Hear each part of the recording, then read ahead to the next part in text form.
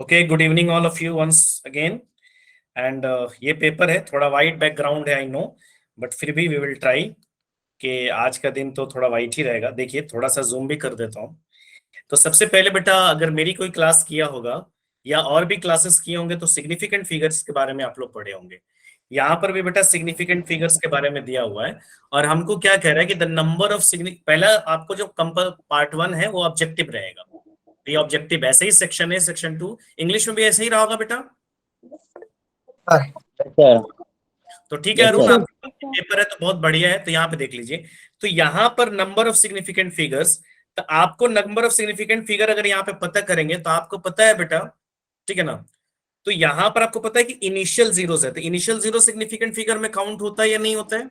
Sir नहीं, ये तो इसकी 4 है सर फिगर, है ना। तो ये क्या हो जाएगा, नॉन सिग्निफिकेंट फिगर, यानी इनिशियल जीरोस जो है वो काउंट नहीं होते हैं, चाहे वो डेसिमल के बाद हो चाहे वो डेसिमल से पहले हो।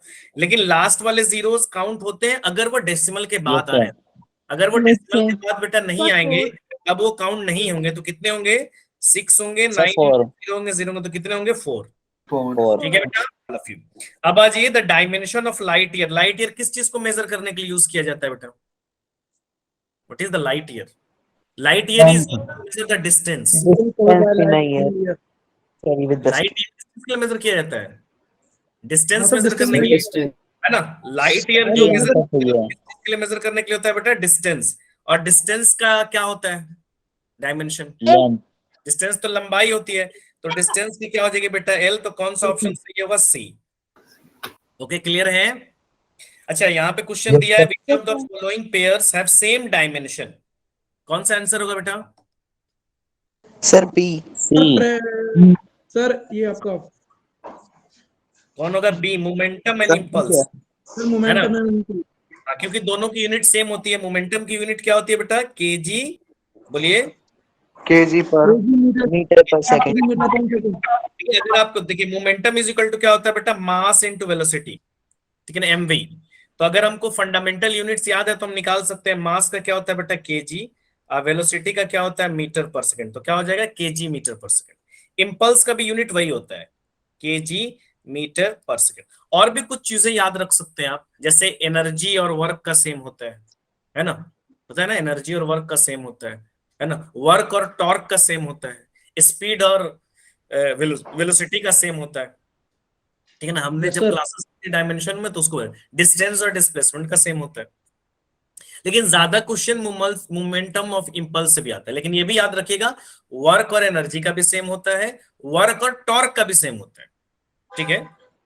समझ रहे हैं ना बात? Okay, yes sir. नेक्स्ट आ जाइए बेटा।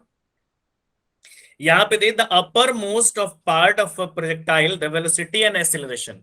जब भी कोई बॉडी, ठीक है ना, अपर मोस्ट प्रोजेक्टाइल है, प्रोजेक्टाइल के अपर मोस्ट पर अगर कोई बॉडी आता है तो वहां पर वेलोसिटी और एक्सेलरेशन के बीच में कितना एंगल होगा? कोई बता सकता है मुझे? 180 है ना। क्योंकि जब आप ये प्रोजेक्टाइल है ना बेटा, थोड़ा सा भी दे रहे हैं, तो ये प्रोजेक्टाइल है, और जब भी प्रोजेक्टाइल पास होती है तो अपर मोस्ट पे वेलोसिटी की सिर्फ हॉरिजॉन्टल वाली होती है, क्योंकि वर्टिकल वाली नहीं होती है। और वो कितनी होती है? You cos theta. पता है ना, अगर ये थीटा से प्रोजेक्ट किया गया तो। और आपको पता है कि एक्सेलरेशन किधर लग रहा है? ओनली वर्टिकल में लग रहा है। तो इनके बीच में कितना एंगल बन रहा है बेटा? 90 डिग्री में। ये इंपॉर्टेंट क्वेश्चन है, ठीक है ना। उसके बाद में कह रहा है द डिस्टेंस ट्रेवल्ड। नेक्स्ट देख लीजिए बेटा, the distance travelled by a body is proportional to the time it speed.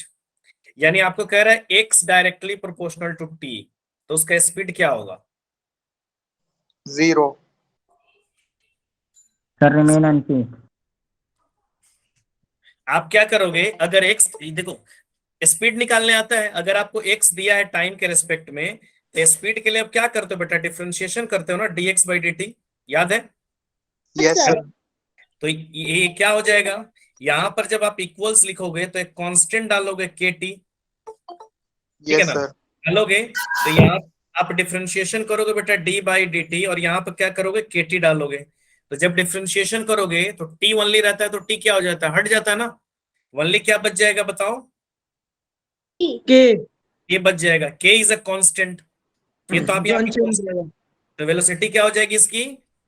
Unchange A unchange. हाँ, यही अगर टी के पे पावर होता, 2 से ज्यादा कोई भी पावर होता, 2 या 2 से ज्यादा, तो क्या हो जाती बेटा? वेरिएबल हो जाती ना, फिर टी भी आ जाता ना। अरे समझ रहे हो हाँ सर सर? बिल्कुल। यू गेटिंग माई पॉइंट और नॉट? देखिए मैं इतना ही तक Yes, sir, लिमिटेड समझ नहीं, मैं गया। थोड़ा एडिशनल भी बता दे रहा हूँ ताकि उस टाइप का क्वेश्चन भी आएगा तो चल जाएगा काम। ओके, क्लियर है बेटा? यस सर क्लियर है। Yes sir. टी पे कोई और पावर रहेगी तो टी रहेगा, टी हटेगा नहीं, क्योंकि सिर्फ यहाँ पे पावर 1 है तभी। जैसे मान लो अगर x directly proportional to T square रहता बेटा, तो आप क्या करते? x is equal to K T square करते, तो इसको डिफ्रेंशिएशन करोगे तो क्या हो जाता है? 2 kt आ जाता ना। Yes, 2 sir. की जगह कोई भी यस पावर सर। रहेगा तो वेलोसिटी क्या हो जाएगा? वेरिएबल। वेरिएबल का मतलब फिर टाइम पे डिपेंडेंट कर रहा है वो, यहाँ पर टाइम पे डिपेंड नहीं कर रहा, वहां पे बस के आ रहा है, only yes sir constant. Constant आ रहा ठीक है है, उसमें। Very yes good. Sir. Okay okay okay, यहाँ पर देखिए बेटा, यहां पर दिया हुआ है the linear velocity. Linear velocity को हम किस चीज से बोलते हैं बेटा? ओमेगा। सॉरी, ओमेगा बोल रहा हूं, वेलोसिटी। और एंगुलर वेलोसिटी को किस चीज से बोलते हैं? ओमेगा। कभी कभी Omega. एंगुलर, हाँ। तो v इज इक्वल टू क्या होता है? आर ओमेगा होता है ना, Yes, sir. रोटेशन में पड़े होंगे। अच्छा, इसका वेक्टर क्वांटिटी भी होता है, v इज इक्वल टू क्या होता है बताओगे जरा? R cross omega. Vector product भी Omega. पड़े होंगे, है ना? तो कौन सा यस सर आंसर होगा? Cross. v is equal to R omega होगा, तो ओमेगा इज इक्वल टू क्या हो जाएगा बेटा? Sorry, v is equal to कितना हो जाएगा? ओमेगा आर या आर ओमेगा? कौन सा आंसर सही होगा? ए। ए नंबर होगा ना? अरे भाई, ए नंबर होगा ना, यस Yes, सर। sir. है ना? आर ओमेगा या ओमेगा आर दोनों बात बराबर ही है। अब यहाँ पे देख लीजिए बेटा, यहाँ पे दिया two vectors both in equal magnitude have their resultant equal. अगर दो वेक्टर है, हाँ क्लास रिकॉर्ड हो रही है बेटा, दो वेक्टर है ना, और दोनों क्या है? इक्वली मैग्नीट्यूड का है। दोनों क्या है बेटा? इक्वली मैग्नीट्यूड का है। तो इक्वली मैग्नीट्यूड का है, तो जब भी दो वेक्टर, मान लो ये वेक्टर ए है बेटा और ये भी वेक्टर ए है, अगर इनका रिजल्टेंट, मैं ऐसे ही बताया हूं, आप 90 मत समझना, मैं समझाने के लिए बता रहा हूं। अगर इनका रिजल्टेंट भी ए है, यानी दो बराबर वेक्टर है, अगर उनका रिजल्टेंट भी ए है, तो उनके बीच में एंगल कितना होता है? 45। 90 120 डिग्री। Sir, one एक point. सौ ये जो मेरे साथ क्लास किए रहेंगे मैं उनको बताया, है ना? अगर 90, एक सर मिनट कैसे बेटा, होता है कैसे होता है? देखिए अगर यहाँ पर आप निकाल लो r इज इक्वल टू, निकाल लो ए स्क्वायर, माइक्रोफोन म्यूट कर लीजिए। हाँ क्या? काइंडली जब आपका डाउट नहीं है तो माइक्रोफोन अनम्यूट रखिए। प्रिंस, अनम्यूट रखिए माइक्रोफोन। तो A square plus B square plus 2ab cos theta होता है ना? इनका अरुण का डाउट था ना? तो आप क्या करोगे? दोनों वेक्टर इक्वल है, तो आप क्या कर दो? ए के जगह पे भी ए पुट करो। यहां पे देखो,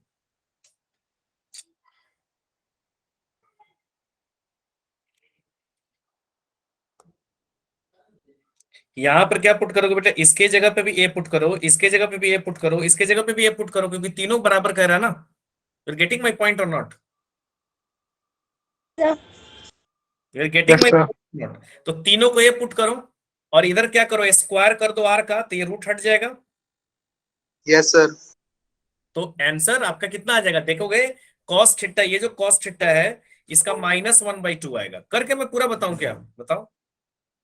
Sir, कर दो sir एक बार. यस सर कर दो एक बार। कोई बात नहीं, कर देते हैं, थोड़ा टाइम लगेगा, ज्यादा क्वेश्चन करना, डेट्स वाई मैं बोल रहा था, बट हो। देखो क्या कह रहा है कि दोनों वेक्टर इक्वल मैग्नीट्यूड है, तो यहां पर भी क्या पुट करोगे आप? ए पुट करोगे ना, यही पुट करोगे ना बेटा? तो Yes, ए sir. क्या हो जाएगा? Root under A square plus A square plus 2 × a × a × cos थीटा। डन, यहां तक क्लियर है? Yes, sir. Yes, है ना? sir. क्योंकि सभी बराबर है। अब इधर स्क्वायर कर दो तो ये रूट हट जाएगा, तो क्या हो जाएगा बेटा? ए का स्क्वायर इज इक्वल टू, ये कितना हो जाएगा? 2a² plus 2a² into cos थीटा। अब इसको 4a² मत कर देना, क्योंकि ये इसके साथ है, कॉस के साथ है, समझ रहे हो? सॉरी, रूट नहीं है, sorry sorry sorry.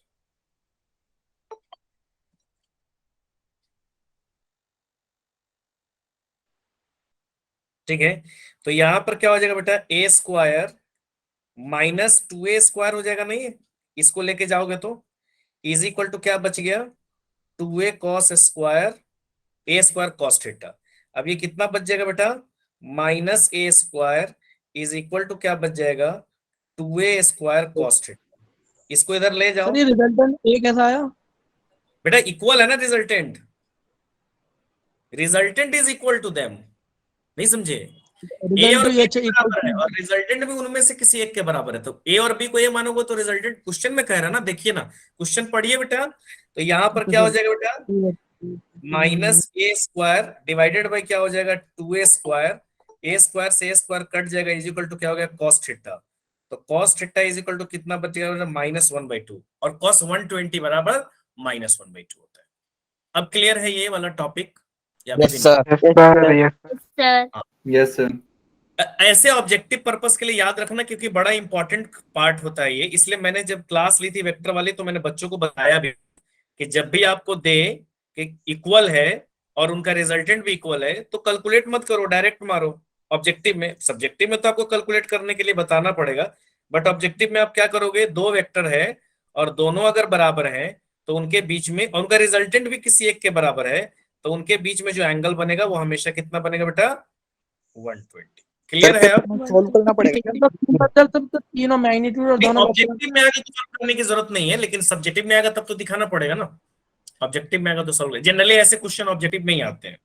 Okay, sir, अब मेरी क्लियर बात है? सुनिए।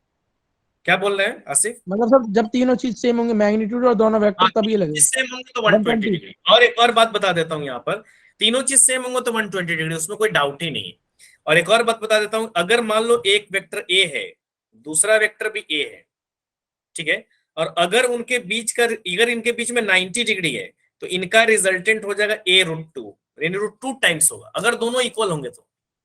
शॉर्टकट में ये इस्तेमाल होता है, समझ रहे हो ना मेरी बात? जैसे दो वेक्टर है बेटा, दोनों वेक्टर बराबर है और दोनों 90 डिग्री पर है। जैसे मान लो दो फोर्स लग रहे हैं, 10 न्यूटन और 10 न्यूटन, और उनके बीच में एंगल जो है वो 90 डिग्री लग रहा है, तो वहां पर सीधे हो जाएगा रिजल्टेंट 10√2। क्लियर है अब? सर यस सर लेकिन इक्वल के लिए लगाना भाई, Yes, अनइक्वल के लिए लगा देना। अगर 10 और 15 रहेगा तब आपको कैलकुलेट करना पड़ेगा, ठीक है? Yes sir. Very Okay, sir. Good, yes very sir. Good, अरे बहुत अच्छा। अब यहाँ पे देख लो बेटा, एक मिनट सुनिए।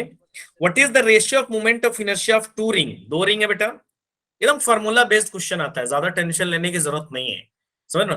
फार्मूला याद रखोगे, वी विल शेयर। आज मैं ये भी शेयर कर रहा हूँ कि कौन से टॉपिक्स किस चैप्टर में इंपॉर्टेंट है, तो एटलीस्ट उनके फार्मूला देख लेना। फार्मूला बेस्ड क्वेश्चन आता है, आपका बहुत हद तक मदद हो जाएगा। हम ये नहीं कहते हैं कि भाई एकदम आप मतलब वो जादू की छड़ी है कि तीर तोप हो जाएगा, बट काफी आपको थोड़ा सा हेल्प मिलेगा। We will share after the lecture. ये भी शेयर सीट है, भी शेयर सीट है, इसका सॉल्यूशन भी शेयर है, इसका सॉल्यूशन भी हमने लिख दिया है। तो इसका सॉल्यूशन और ये क्वेश्चन और किस चैप्टर में क्या इंपॉर्टेंट है वो सारी चीजें आपके साथ शेयर हो जाएंगी। सर ग्रुप में तो सर मिलते हैं। ये सारे ग्रुप्स में शेयर होंगे, मेरे ग्रुप से मतलब नहीं है, जितने भी ग्रुप्स हैं, बनाया तो खैर इंपॉर्टेंट वाले, जितने भी ग्रुप्स हैं सारे ग्रुप्स में शेयर होंगे। It's all the groups, it's not limited to जिसमें मैं पढ़ाता हूँ, इट्स ऑल द ग्रुप्स। आज सेंड करोगे? आज कब सेंड होंगे? आज आफ्टर द लेक्चर आपको पक्का मिलेगा। और अगर नहीं गया होगा, एक मिनट नहीं गया होगा तो आप असाइनमेंट सेक्शन में जाके चेक कर लेना, क्योंकि असाइनमेंट्स ऐसी होती है कि जिसमें मैं डालूंगा ना, क्योंकि मैं सभी ग्रुप्स में नहीं हूँ, अभी तो मैं एडिट किसी ग्रुप्स में नहीं हूँ, लेकिन मैं असाइनमेंट सेक्शन में डाल दूंगा, तो वो जितने भी फिजिक्स के ग्रुप है, जितने भी अवंती में, सबको दिखेगा वो। तो मैं असाइनमेंट सेक्शन में अपलोड कर दूंगा, तो आप सबको दिखेगा वो। असाइनमेंट्स एंड मॉड्यूल सेक्शन में डालना, नोट्स में नहीं, ठीक है? चलिए ओके सर। अब यहाँ पे देख लीजिए बेटा, मोमेंट ऑफ इनर्शिया दिया हुआ है, तो moment of inertia is equal to क्या होता है, आई इज इक्वल टू mr², ठीक है ना? आई इज इक्वल टू क्या हो जाएगा, अभी क्लास के बाद बात करते हैं। mr² होता है ना रिंग का। तो यहां पर दो रिंग है, एक का रेडियस r है, एक का क्या है, nr है, ठीक है ना? तो i1 और i2 कर लो, तो i1 by i2 is equal to क्या कर दोगे, बताओ जरा। एक का क्या करोगे बेटा, mr², और एक का क्या करोगे आप, m इंटू nr² करोगे ना सर ठीक है ना? मास तो सेम है, दोनों की रेडियस अलग अलग है। तो ये क्या हो जाएगा बेटा, mr² बाई क्या हो जाएगा, m n²r², कट गया, r² से r² कट गया, कितना रेशियो आ गया, 1:। कौन सा ऑप्शन होगा इसमें, C. Option C. C number. Option C. हाँ ठीक है, बस ऐसे ही है। आज सबका याद रख लेना फॉर्मूला, रिंग का, डिस्क का, सिलेंडर का, समझ रहे हो ना, जितनी भी चीजें हैं सबका बेटा फॉर्मूला याद कर लोगे, ठीक है ना। फॉर्मूला बेस्ड क्वेश्चन बहुत, सेंटर ऑफ मास निकालने का पक्का याद कर लोगे, X C M, Y C M, Z C M, ठीक है ना, उसी पे क्वेश्चन बन जाएगा तुम्हारा। अब यहाँ पे देख लो, यहाँ पे देखो, boy standing on a desk stretches out his hand, the angular speed will, बताइए। एक बॉय जो है खड़ा है रोटेटिंग डिस्क में, ठीक है ना, अब अपना हाथ जो है फैला देता है, ठीक है, तो उसकी एंगुलर स्पीड पर क्या फर्क पड़ेगा। तो सबसे पहले देख लीजिए, कम हो जाएगी। सर डिक्रीज होगा ना। Decrease. एक मिनट, सबसे पहले बेटा इस पे क्या हो जाएगा, torque, torque is equal to क्या हो जाएगा, I omega, torque is equal to क्या हो जाएगा, आई ओमेगा, क्लियर है। Yes sir. टॉर्क क्या लग रहा है, जीरो, तो जीरो लग रहा है ना, ठीक है, नहीं सर, एक मिनट,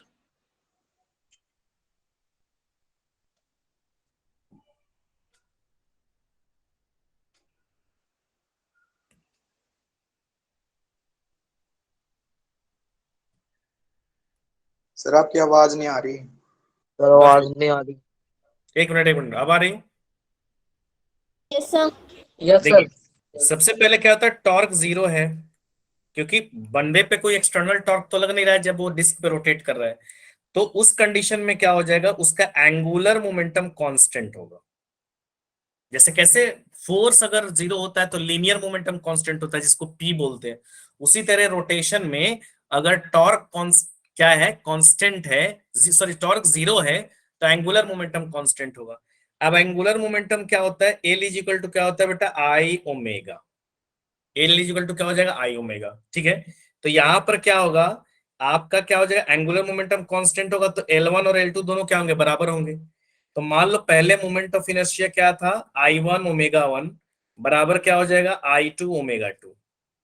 तो बाद में जब वो हाथ अपना स्ट्रेच कर देता है, ये तो पुरानी कंडीशन है, तो उसका मोमेंट ऑफ इनर्शिया क्या हो जाएगा बेटा, बढ़ जाएगा कि नहीं बढ़ेगा, क्योंकि मास दूर यस चलेगा। सर। ऐसे अगर कोई है तो I2 क्या हो गया, इंक्रीज हो गया, नहीं ये वाला पार्ट जब वो स्ट्रेच कर रहा है अपने हाथ को बेटा, तो ये वाला पार्ट क्या हो जाएगा उसका, ये वाला वो इंक्रीज कर जाएगा, जैसे ये I2।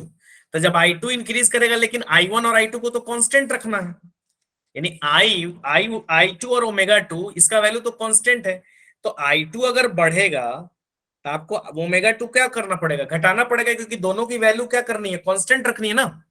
समझ रहे हो बात की नहीं समझ रहे हो। जैसे मान लो आपको x इंटू वाई है, और x और y का वैल्यू क्या रखना है, कांस्टेंट रखना है, एक ही वैल्यू रखना है। जैसे 24 आ रहा है तो 24 ही रखना है रिजल्ट में, तो अगर x की वैल्यू आप बढ़ा दोगे तो सेम रेशियो में y की वैल्यू को डिक्रीज करना पड़ेगा, तभी ना कांस्टेंट रहेगा भाई, ठीक है। तो क्या हो जाएगी उसकी ओमेगा, क्या हो जाएगी, एंगुलर वेव स्पीड का मतलब ओमेगा क्या हो जाएगी बेटा, जब वो स्ट्रेच कर देगा तो उसका क्या हो जाएगा, मोमेंट ऑफ इनर्शिया बढ़ जाएगा, क्योंकि मास क्या हो गया, दूर चले गए, और जैसे ही मोमेंट ऑफ इनर्शिया बढ़ेगा वैसे ही उसका आई बढ़ गया, तो ओमेगा क्या हो जाएगा, डिक्रीज होगा, क्योंकि दोनों का मल्टीप्लीकेशन हमको क्या रखना है, कांस्टेंट रखना है। Okay okay, yes sir. तो क्या हो जाएगा आंसर बेटा, डिक्रीज।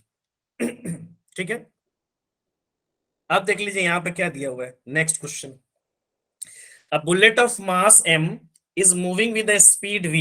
एक बुलेट है, उसका मास m है, small m, strikes on wooden block, एक लकड़ी का ब्लॉक है, उसमें क्या है, टकरा गया, फाइनल स्पीड। तो आपको यहां पर क्या बनाना है, angular momentum constant, sorry linear momentum constant रखना है। तो लीनियर मोमेंटम कांस्टेंट क्या हो जाएगा, p इनिशियल, सिस्टम का इनिशियल मोमेंटम बराबर क्या करना पड़ेगा, सिस्टम का फाइनल मोमेंटम, फाइनल। ठीक है। अब सिस्टम का इनिशियल मोमेंटम क्या था, बुलेट का मास था और वो था, वुड का तो जीरो था, वुड तो टंगा हुआ था ना, समझे कि नहीं समझे, बराबर क्या, फाइनल मोमेंटम। इसमें क्या, फाइनली ये बुलेट गया, इसमें धस गया, और ये कुछ ना कुछ वेलोसिटी के साथ आगे बढ़ेगी, ठीक है। अब उसका टोटल मास कितना हो जाएगा, m प्लस m, क्योंकि बॉक्स का मास और बुलेट का मास जोड़ोगे कि नहीं जोड़ोगे, बताओ, जोड़ेंगे। Yes sir. इनटू क्या हो जाएगा v, क्या स्पीड दिया हुआ इसमें, मैं फाइनल स्पीड जो है बेटा यहाँ पर v डैश मान लेता हूं, तो इस आके डिवाइड हो जाएगा mv by m plus small m is equal to v dash. ठीक है, ठीक है कि नहीं है? Yes sir. देखिए आप पीछे, तो आई थिंक यही ऑप्शन होगा इसमें।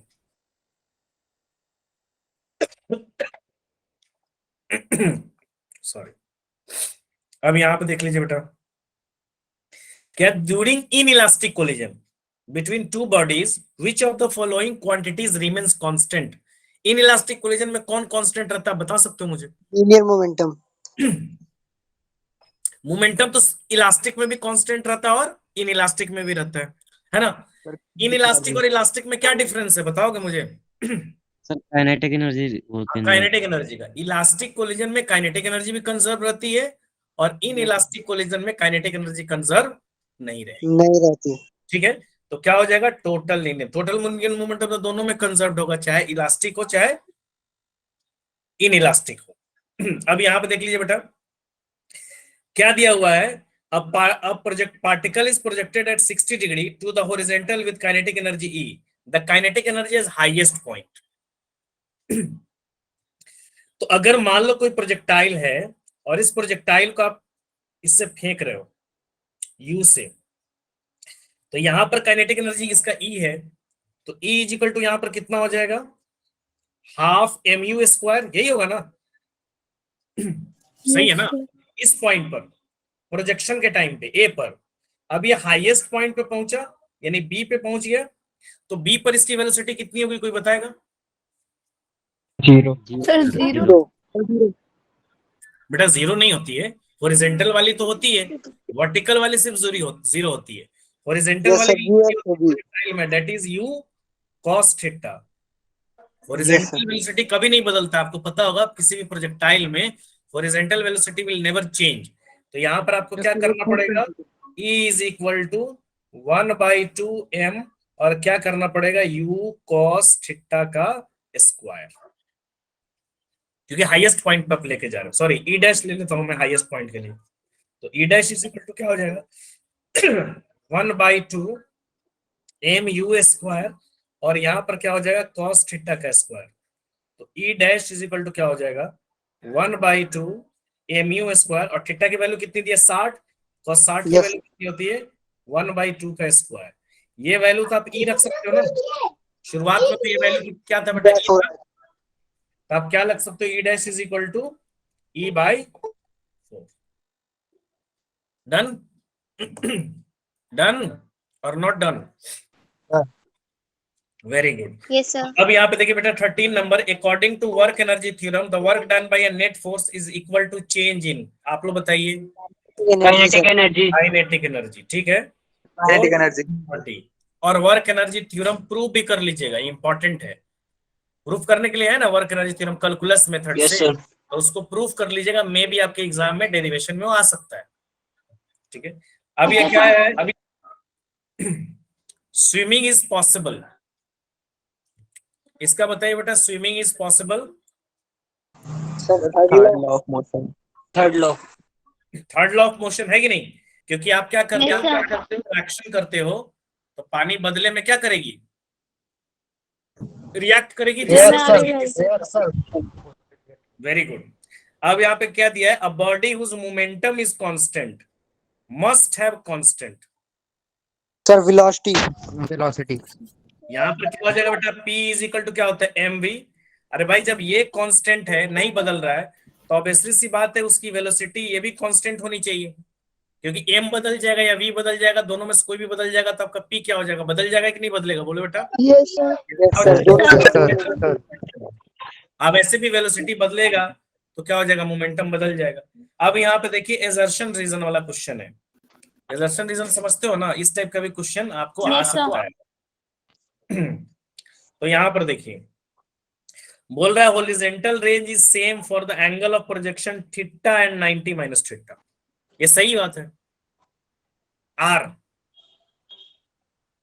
हॉरिजॉन्टल रेंज बोला थीटा और 90 माइनस थीटा के लिए हॉरिजॉन्टल रेंज सेम होता है, ये सही बात है?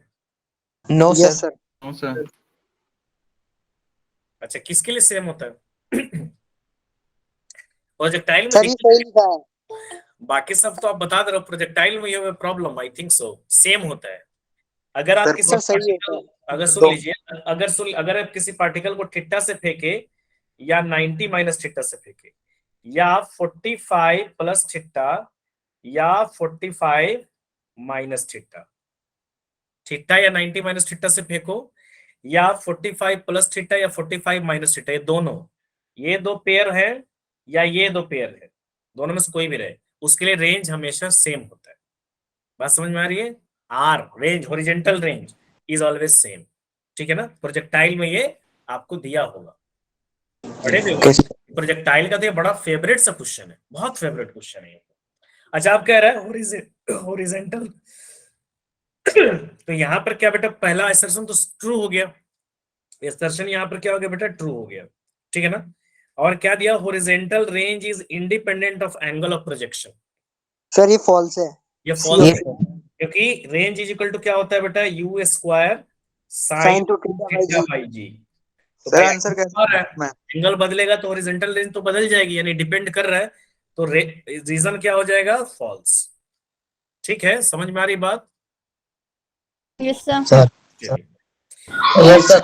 एक और बात जान लीजिए, रेंज का, हॉरिजॉन्टल रेंज, मैक्सिमम हाइट और टाइम ऑफ फ्लाइट का डेरिवेशन, प्रोजेक्टाइल में डेरिवेशन आया होगा ना, फॉर्मूला जो ये आया है कहीं ना कहीं से तो डिराइव करके लाया बेटा, तो इसका डेरिवेशन कर लीजिएगा। मैक्सिमम ऐसे अब अभी आगे क्वेश्चन में भी है, ये भी इंपॉर्टेंट है, एच का, आर का और टी का, तीनों का। हो सकता है एक ही पूछे, सिर्फ एच का ही पूछे, हो सकता है सिर्फ टी का ही पूछे, हो सकता है कोई दो पूछे, हो सकता है तीनों पूछे, लेकिन उसका डेरिवेशन बड़ा सिंपल है।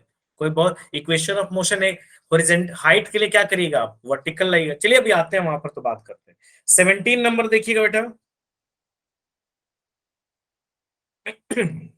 बोला physical quantity can not be called as a vector if it is has zero magnitude. सही है कि गलत है? सर सही है। सर ट्रू है। सही है। सर गलत है सर, जीरो की तो होती है ना। जीरो वेक्टर भी तो होता है सर ना, वो यूनिट वेक्टर जीरो वेक्टर भी होता है ना? ये सर जीरो की तो कोई भी डायरेक्शन हो सकती है। जिसकी मैग्नीट्यूड जीरो है वो वेक्टर हो सकता है, और zero vector that is the zero vector या नल वेक्टर बोलते हैं। हाँ, इसकी कोई जैसा यूनिट डायरेक्शन वेक्टर स्पेसिफिक नहीं होती, इसकी आर्बिट्ररी डायरेक्शन होती है। आर्बिट्ररी डायरेक्शन का मतलब ये होता है बेटा कि रैंडम आपने कोई डायरेक्शन ले लिया, ठीक है ना?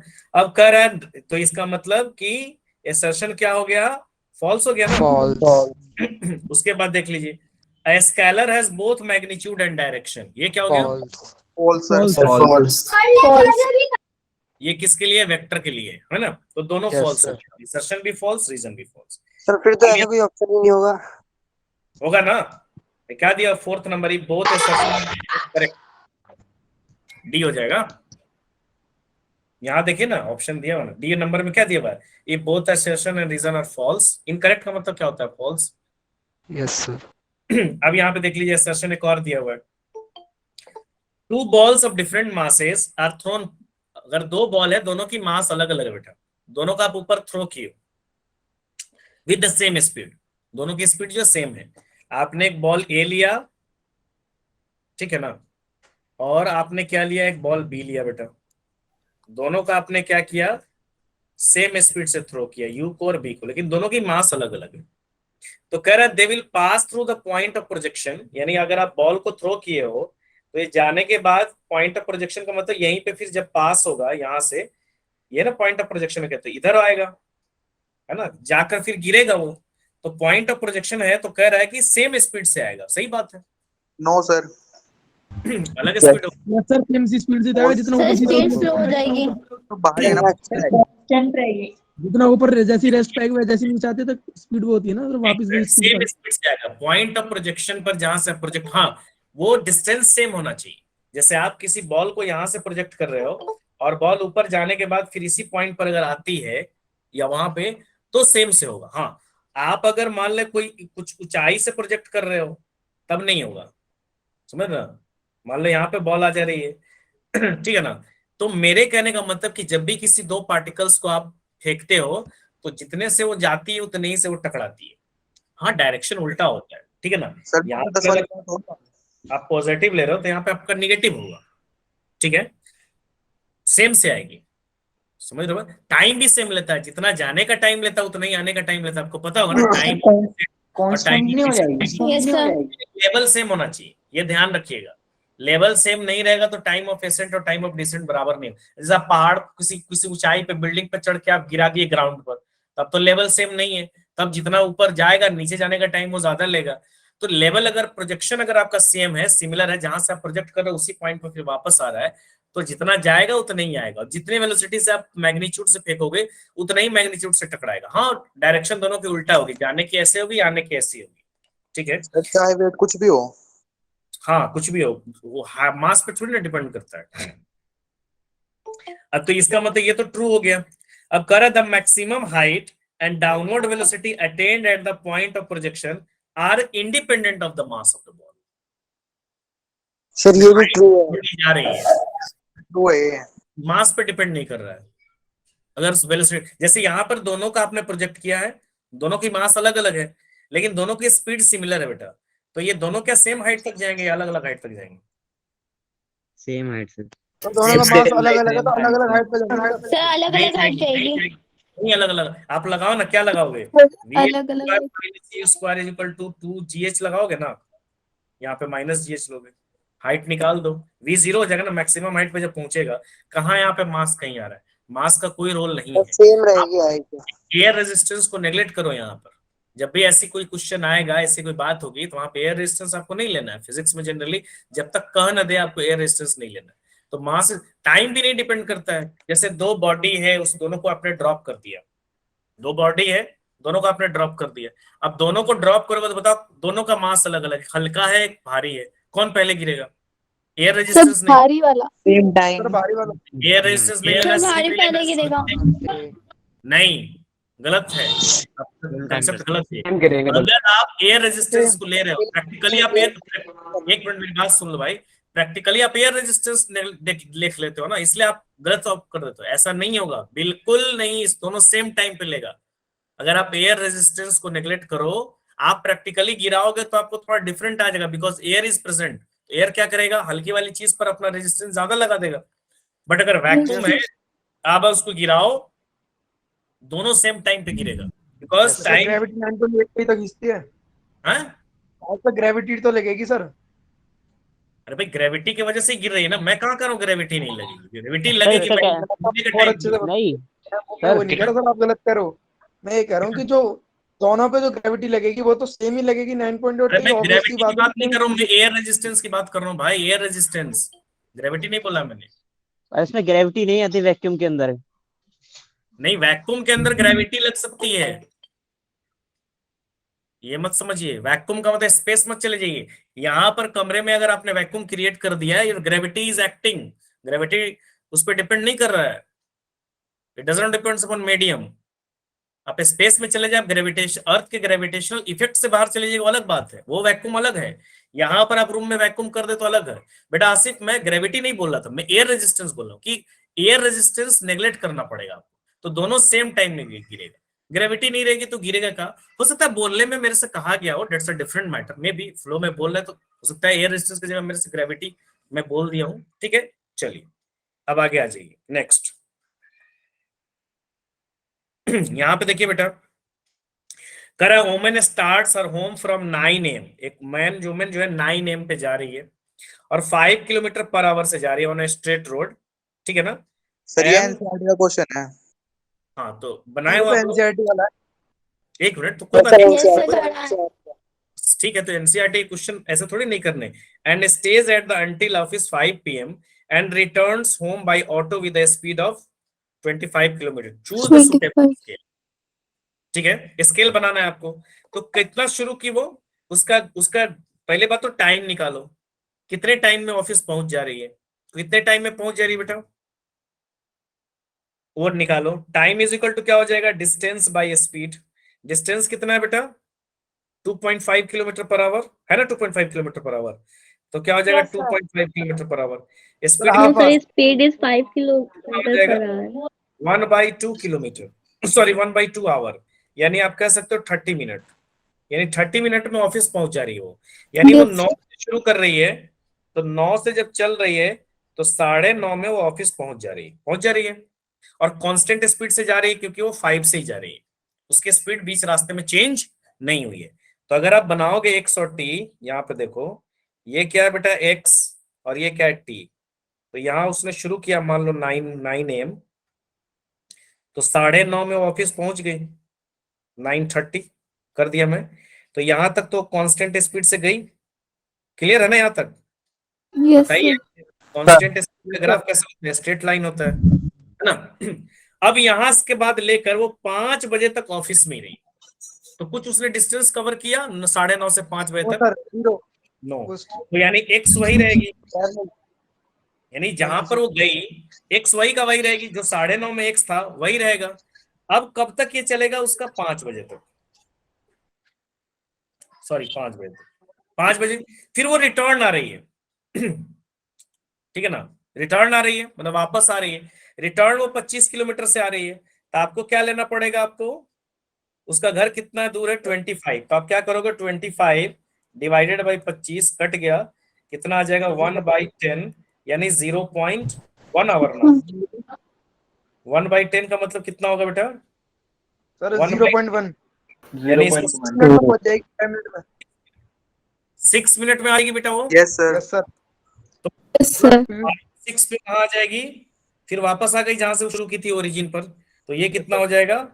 5-6 PM। क्लियर है? Yes sir. Yes, sir. चलिए यस सर। अब यहाँ देखिए, what is the angle between A cross B and B cross A? ये भी क्वेश्चन तो शायद मैंने नोट्स जो दिया था मेरे स्कूल में जो क्लास के होंगे उनमें क्वेश्चन भी करवाए थे, ये भी फेवरेट क्वेश्चन है, A cross B and B cross A। Sir मैं नहीं था सर उस सेशन में। अच्छा, राइट हैंड थंब रूल था ना, राइट हैंड थंब रूल बनाते हो ना बेटा, right hand Yes, thumb rule, sir. Right hand thumb Yes, rule. sir. हाँ, तो राइट हैंड थंब रूल से आप क्रॉस प्रोडक्ट का डायरेक्शन निकालते हो ना, तो मान लो आप A क्रॉस B का डायरेक्शन निकाल लो बेटा, यहाँ देखो तो थोड़ा मैं C मिटा में लूं, कितना कोई बता सकता है? कोई बात नहीं, मैं बता रहा हूँ, आप नहीं बताओगे तो मैं बता रहा हूँ, मैं बता दे रहा हूँ, आप किसी भी क्रॉस प्रोडक्ट का डायरेक्शन निकाल सकते हो। देखो 1 मिनट में बता रहा हूँ।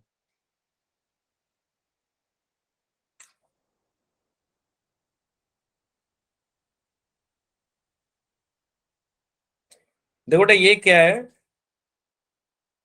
ये है, और ये क्या है? बी है। तो आपको A क्रॉस B का डायरेक्शन निकालना है। तो देखो मोबाइल का स्क्रीन है, तो आपको क्या रखना है? A को अपने जिसे थंब को इरेक्ट रखना है, और A से B की तरफ अपने हाथ को घुमाओ, तो थंब किधर है? ऊपर की तरफ है कि अंदर की तरफ है? बताओ मुझे। सर ऊपर की तरफ। ऊपर की तरफ है ना?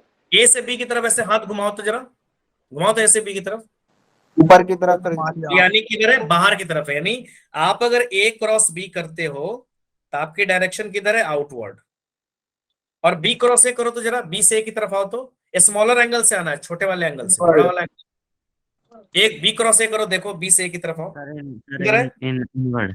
डाउनवर्ड। नीचे, डाउनवर्ड। तो दोनों के बीच में कितना एंगल बना? देखो ये एक अपवर्ड है, डाउनवर्ड, एंगल बताओ। 180. 180 डिग्री, ठीक है ना? हमेशा उल्टा होता है एक दूसरे के साथ, तो ये कितना हो जाएगा बेटा? 180 डिग्री। क्लियर है? मजा आया इसको। हाँ, क्या बोल रहे हैं?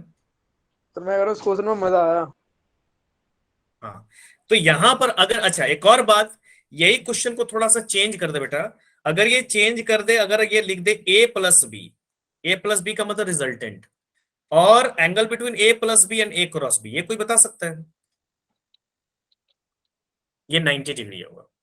मैं ऑब्जेक्टिव के लिए बता रहा हूं कि ये भी क्वेश्चन हमेशा आते हैं, तो इनके बीच में एंगल 90 डिग्री। उसका वजह ये है, मैं बता रहा हूं, आप शायद पढ़े होंगे कि कोई भी वेक्टर को अगर आप क्रॉस करते हो, कोई भी दो वेक्टर को क्रॉस करते हो, तो जो क्रॉस का डायरेक्शन होता है वो परपेंडिकुलर होता है। जैसे आप A क्रॉस बी, तो परपेंडिकुलर डायरेक्शन है, तो A क्रॉस बी की डायरेक्शन हमेशा परपेंडिकुलर होती है। और A और B जिस प्लेन में है, जैसे मान लो ये आप मेरा हाथ है, इसमें A और B है, तो रिजल्टेंट भी इसी में होगा, है ना? रिजल्टेंट तो इसी, मान लो ये रिजल्टेंट है तो ये इसी में है, और A क्रॉस B का डायरेक्शन किधर है? वो तो 90 डिग्री पे होगा, तो A प्लस B मतलब रिजल्टेंट, तो रिजल्टेंट और R के बीच में, A क्रॉस B के बीच में कितना एंगल बन रहा है?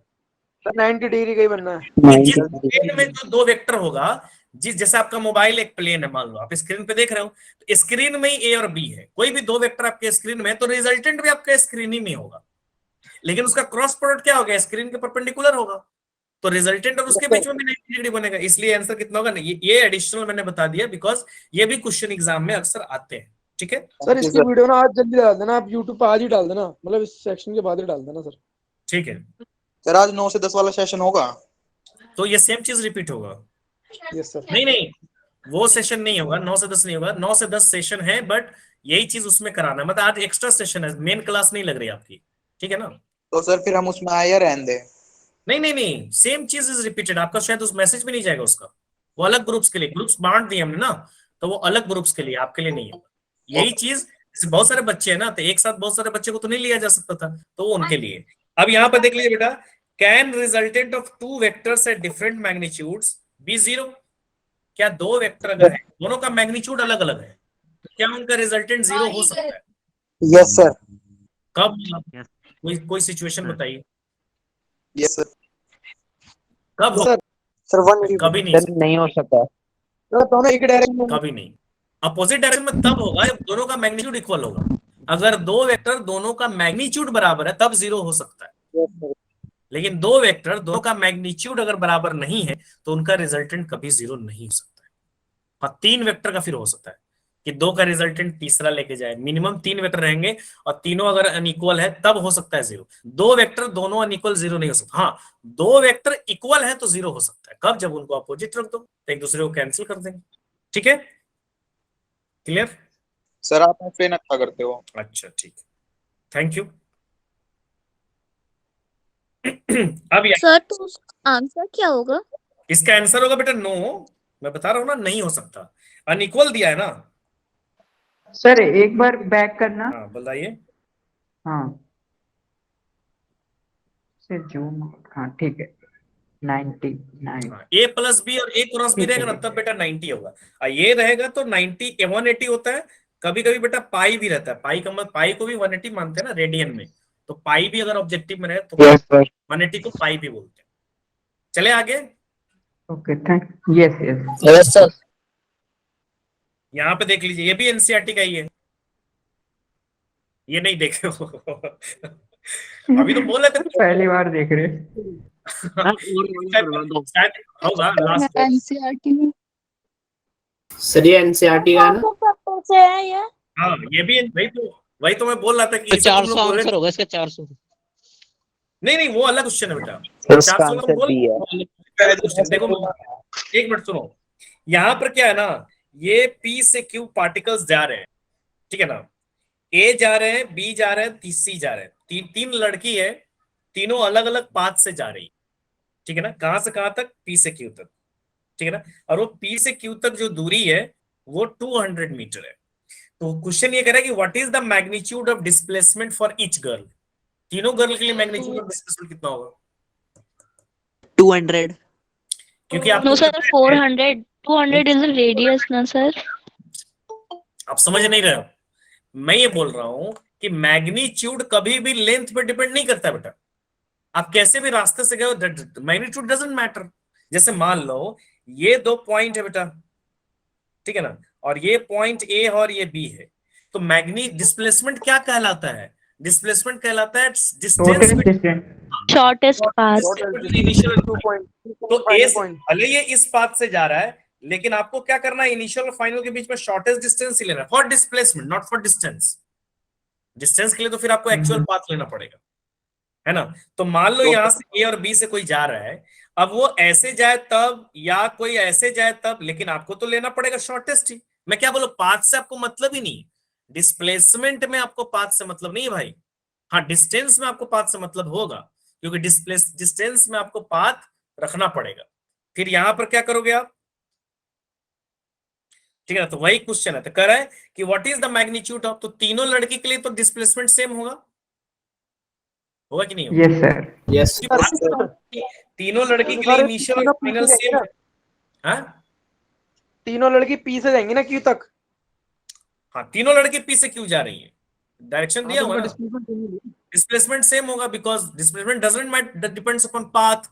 It depends upon initial and final point. Initial और फाइनल पॉइंट सेम है, उनके बीच का शॉर्टेस्ट डिस्टेंस निकालेंगे वो सेम आएगा। ठीक है, अब कह रहा है कि for which girl this is equal to actual path length, किस लड़की के लिए उसका मैग्नीट्यूड जो है डिस्प्लेसमेंट जो सर बी के लिए, बी वाले के लिए, हाँ बी वाले के लिए तो पाथ लेंथ भी वही होगा और डिस्प्लेसमेंट भी वही होगा। वेरी गुड, ठीक है, क्लियर है। अब कभी भी डिस्प्लेसमेंट बस में इतना ही पूछा, हाँ? सर इसमें इतना ही एक्सपेंस पूछा था इसमें। क्या बोल रहे बेटा राज? राज फिर से सर बोलिए मैं आप। बोल रहा हूँ इतना ही पूछा था इसमें। नहीं पूछा तो कहानी लंबा चौड़ा है भाई। इसकी कहानियां पढ़ोगे तो कहानियां लंबी चौड़ी है, क्वेश्चन यही है, समझ रहे हो ना? अरे तो बड़ा इसलिए मतलब चाहिए तो बड़ा बम छोटा धमाका निकला।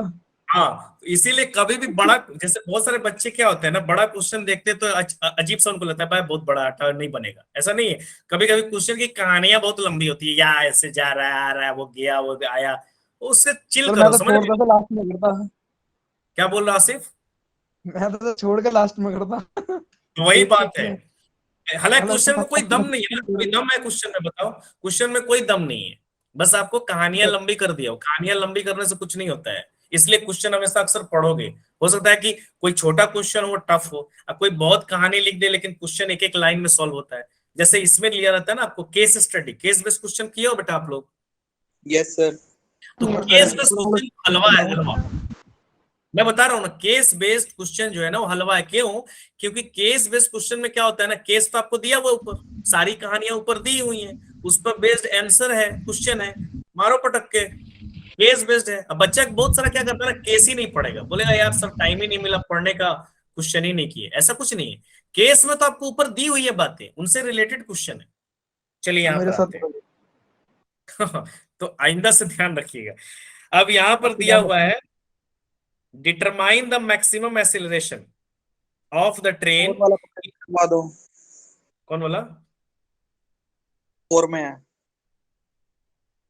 अच्छा हाँ, यहां पर देखो बेटा, यहां पर दिया हुआ है a motor boat is racing towards 25 kilometre per hour and water current in that region is 10 kilometre per hour in a direction of, ये नॉर्थ की तरफ जा रहा है मोटर वाला, नॉर्थ जा रहा है। तो फिगर बना दो इसका, फिगर कितना हो जाएगा बेटा? ये नॉर्थ की तरफ जा रहा है ना, तो इसकी वेलोसिटी कितनी है? तो वीवी इज इक्वल टू हो जाएगा 25 किलोमीटर पर आवर। ठीक है ना? एक मिनट, दूसरा क्या है, ये ईस्ट हो जाएगा, ये नॉर्थ हो जाएगा, ये वेस्ट हो जाएगा, और ये क्या हो जाएगा? साउथ हो जाएगा। तो दूसरा क्या है? East of south, east of south ये हो गया, है ना? ये कितने से जा रहा है बेटा? 10 किलोमीटर पर आवर, ऐसे बना देना आपको। तो ये एंगल जो बोल रहा है ईस्ट ऑफ साउथ, ये 60 किलोमीटर है। तो एक तो आपका ये वेक्टर है और एक आपका कौन वेक्टर है? ये वेक्टर है बेटा। इन दोनों के बीच में कितना एंगल बन रहा है जरा बताओ मुझे? 120 डिग्री। 120 है ना? है ना? कितना हो जाएगा? 120 डिग्री। कॉस, तो इसका क्या करो, रिजल्टेंट निकाल दो, आ जाएगा। तो रिजल्टेंट जब निकालोगे तो क्या करोगे आप? एक को वीए मान लो, एक को वीबी मान लो। तो मैंने क्या कर दिया, वीए का स्क्वायर अब प्लस वीबी का स्क्वायर अब प्लस 2VA 2VB और कॉस थीटा, इसको निकाल दोगे आपका फाइनल रिजल्टेंट आ जाएगा। ओके, ठीक है सर। Yes sir. सर इसमें थीटा में अगर कितना लेंगे सर? थीटा में इसमें अगर 60 लेंगे 120 लेंगे? बेटा 60 डिग्री तो साउथ ईस्ट बना ना बाबू, ये बना ना 60 डिग्री। तो ये जा रहा है 10 किलोमीटर पर आवर से। एक आपका ये वेक्टर प्लस जी से 120 की वैल्यू निकालेंगे। हाँ हाँ, नहीं ये बात तो सही, छोटा वाला एंगल लेते हैं। हाँ, छोटा वाला एंगल लेंगे, दोनों वेक्टर के बीच में एंगल निकालिए। ये तो आपको डायरेक्शन दिया हुआ है कि भाई साउथ से ईस्ट की तरफ वो 60 डिग्री, ईस्ट टू साउथ। तो आपको तो ये एंगल लेना पड़ेगा ना भाई। आपका एक वेक्टर इधर है, एक वेक्टर इधर है, एक बोट का इधर जा रहा है करंट, वाटर करंट इधर जा रहा है, तो आप इस दोनों का रिजल्टेंट निकालोगे ना, तो उनके बीच में एंगल 120 बन रहा है ना आसिफ? सर। अच्छा तो 120 लेंगे सर, है ना? हाँ दोनों के बीच में। हाँ दोनों के बीच में ना। ये तो आपको डायरेक्शन दी हुई है, ये थोड़ी नहीं, ये तो साउथ है, इधर कुछ थोड़ी ना है। एक देखो आपको कह रहा है नॉर्थ की तरफ जा रहा है, देखो मैं कलर चेंज करता हूँ तो शायद आपको समझ में आ जाएगा, कंफ्यूज नहीं होना है। एक देखो यहाँ पर आपका जा रहा है, एक इधर जा रहा है, ये 60 डिग्री दिया हुआ है। तो ये आप तो ये दोनों वेक्टर के बीच में एंगल लोगे ना। Yes boat sir. उधर जा रही है, ये इधर जा रही है, तो वो तो 120 होगा, पूरा 180 होगा तो 120 हो जाएगा। क्लियर है? अब क्लियर है सर, क्लियर है सर। Yes sir. जी सर। अरे बड़ा अच्छा बच्चा सब है तुम लोग यार। You are serious. वैसे भी आज वही ज्वाइन किए होंगे जो सीरियस होंगे, अदरवाइज चिल है। तो you all are serious, looks like serious. ऐसे भी जो भी बैचेस में आज लीव कर ज्वाइन, दो सर। नहीं सर लीव कर नहीं दो। सर, रोज रोज करते हैं। नहीं आज स्पेशल क्लास है तो स्ट्रेंथ कम नहीं है, स्ट्रेंथ कम से कम 100 प्लस होना चाहिए। हम उम्मीद कर रहे थे कि 100 प्लस होगा, डेट्स वाई हमने डिफरेंट बैचेस में बांटे हुए थे, नहीं तो हम एक ही सेशन लेते आज। हमने 2 सेशन इसीलिए रखा है कि बहुत बच्चे हो जाएंगे तो फिर उनको डाउट, जैसे बहुत बच्चे हो जाते हैं आप में 150, तो हमने कहा यार पार्ट वाइज पार्ट बांट देते हैं, क्योंकि 150-200 बच्चा हो जाता फिर उनका डाउट नहीं ले पाएंगे। अब यहाँ पर क्या होता, जैसे 200 बच्चे ज्वाइन कर लेते तो मेरे को माइक्रोफोन तो म्यूट करना पड़ता, मजबूरी था। अब आप लोग का इतना देखो ना, कितनी क्वेरीज आई हैं आपकी, वो नहीं सॉल्व कर पाते हो, तो इसलिए हमने पार्ट वाइज उसको किया। तो पार्ट वाइज भी हमने उम्मीद किया था कि 100 बच्चे आएंगे, बट कोई बात नहीं, कोई दिक्कत नहीं है। बच्चे बहुत सारे होंगे, कुछ अपना तैयारी कर रहे होंगे कि भाई अभी हम ये चीज प्रिपरेशन कर रहे हैं तो वहां कहाँ जाए, कोई बात नहीं। तो यहाँ पे देखिए, सर बोलिए। इसमें जो वेलोसिटी ऑफ बोट होगा वो, उसकी वेलोसिटी क्या होगी? तो वही तो निकालना है रिजल्टेंट ना, दोनों की वजह वही से तो वही रिजल्टेंट। यहाँ जब रिजल्टेंट जो बताया था ना बेटा, तो रिजल्टेंट जो आएगा वही वेलोसिटी ऑफ बोट होगा, दोनों की वजह से। दो वेलोसिटी ऑफ बोट को तो दोनों डिसाइड करेगा ना, जो रिजल्टेंट आप निकालोगे ना बेटा जहां रहा वही आएगा, ठीक है। Okay sir. अब यहाँ पे देख लीजिए, बोल रहा है determine the maximum acceleration of the train in which box lying on the floor given that coefficient of static friction। यानी मान लो एक ट्रेन है बेटा और इसके ऊपर एक बॉक्स है, और ट्रेन मान लो ए से एक्सीलरेट कर रहा है, तो ट्रेन जब एक्सीलरेट करेगा तो इस बॉक्स पे फ्रिक्शन लगेगा कि नहीं, लगेगा ना। और वजह से वो चिपका हुआ है, अदरवाइज बॉक्स क्या हो जाता है, गिर जाता, क्योंकि रिलेटिव मोशन जब होती तो अगर फ्रिक्शन नहीं रहता या फ्रिक्शन ज्यादा या फोर्स ज्यादा लग जाए और फ्रिक्शन उसको रोक नहीं पाए तो क्या हो जाएगा, वो स्लिप कर जाएगा। सर स्लिप कर जाएगा, नहीं कर जाएगा, कर जाएगा। तो सर कितना, हाँ कितना तक ये अपने आप को रोक सकता है, ठीक है ना, कितना तक अपने आप को रोक सकता है। तो कितना तक ये अपने आप को रोक सकता है, जितना मैक्सिमम फ्रिक्शन, मैक्सिमम एक्सीलरेशन क्या हो जाएगा, लिमिटिंग तक ही अपने आप को रोक सकता है। लिमिटिंग तक से ही अपने, या तो लिमिटिंग से कम लगे, लिमिटिंग लगे, लिमिटिंग से ज्यादा लग जाएगा तो बॉडी क्या हो जाएगी, स्लाइड कर जाएगी। तो आप क्या निकालोगे, जो फोर्स लगना चाहिए वो लेस देन या इक्वल टू लिमिटिंग लगना चाहिए। लिमिटिंग से ज्यादा अगर बॉडी फोर्स देगा तो ब्लॉक क्या हो जाएगा, स्लिप कर जाएगा, ठीक है। तो फोर्स की वैल्यू क्या है, एम ए, और फ्रिक्शन की वैल्यू क्या होती है बेटा, म्यू एम जी। यहां पर तो एम जी लगेगा ना, नॉर्मल होता है ना, फ्रिक्शन इज इक्वल टू क्या होता है, म्यू इंटू नॉर्मल। नॉर्मल की वैल्यू क्या होती है बेटा, mu into M G. Clear है बेटा। तो आप क्या कर दो, एम से एम एक्सप्लेन कर दीजिए। बेटा देखो, किसी भी मैं आप पे फोर्स लगा रहा हूं, मान लो आपको मैं खींच रहा हूं, तो आपकी जितना टॉलरेंस पावर है उतना ही तक आप टॉलरेट कर सकते हो। आपकी पीक जो टॉलरेंस पावर है जितना आप लगा सकते हो, उससे ज्यादा अगर मैं लगाऊंगा तो क्या हो जाएगा, आप आगे आओगे कि नहीं आओगे। अगर मैं आपको खींचूं तो आप आगे आ जाओगे। तो यही बात ये फ्रिक्शन में भी लगता है। फ्रिक्शन अपने, कोई भी ब्लॉक अपने आप को लिमिटिंग फ्रिक्शन तक रोक सकता है। लिमिटिंग फ्रिक्शन कितना होता है, म्यू एन, यानी म्यू एन तक बॉडी अपने आप को रोक सकती है। म्यू एन से ज्यादा फोर्स लगा कि बॉडी कर जाएगी स्लाइड। तो भाई ट्रेन एक्सीलरेट कर रही है, तो ट्रेन एक्सीलरेट कर रही है तो इस बॉक्स पे तो फोर्स लग रहा है, और इस बॉक्स पे फोर्स कितना लग रहा है, एम ए, किसकी वजह से लग रहा है, ट्रेन की वजह से, और इस सरफेस की वजह से फ्रिक्शन लग रहा है। तो ये जो फोर्स लग रहा है ये इस फ्रिक्शन से ज्यादा नहीं होना चाहिए, लिमिटिंग से ज्यादा नहीं होना चाहिए। अदरवाइज लिमिटिंग से ज्यादा रहेगा तो ब्लॉक क्या हो जाएगा, फिसल जाएगा ना, गिर जाएगा, ठीक है। Yes sir. यस सर, तो अच्छे यहाँ समझ में आ गया। ए इज इक्वल टू कितना हो जाएगा, म्यू की वैल्यू रख दो बेटा, म्यू की वैल्यू कितनी हो जाएगी 0.15, और जी की वैल्यू क्या हो जाएगा 10, वैसे 9.8 होती है 10 ले लेते हैं क्योंकि एम तो एम कट गई। 9.8 ए इज इक्वल टू कितना हो जाएगा 1.5 मीटर पर सेकंड स्क्वायर, यानी ट्रेन जो है वो 1.5 मीटर पर सेकंड स्क्वायर से ज्यादा नहीं जा सकती। क्लियर। Yes sir. अब यहाँ पे देखो दिया हुआ है, two bodies having masses M A and M E B. दो बॉडीज है, एक का मास क्या है एम ए और एक का mass M B, having equal kinetic energy, दोनों के पास काइनेटिक एनर्जी सेम है। And if P A and P B are their momentum, P और पीवी उनका क्या है, मोमेंटम है। तो कह रहा है prove that ratio of momentum is equal to square of the root. तो किसी को सबसे पहली बात कि काइनेटिक एनर्जी और मोमेंटम का रेशियो पता है? काइनेटिक एनर्जी और मोमेंटम का रिलेशन किसी को पता है? Sir P is equals to -√2km। या आप लिख सकते हो kinetic Yes, sir. Energy is equal to क्या होता है बेटा, पी स्क्वायर बाई 2m, यही होगा ना, 2m। जी sir. P square by 2m। तो पहले वाले के लिए काइनेटिक एनर्जी निकालो बेटा।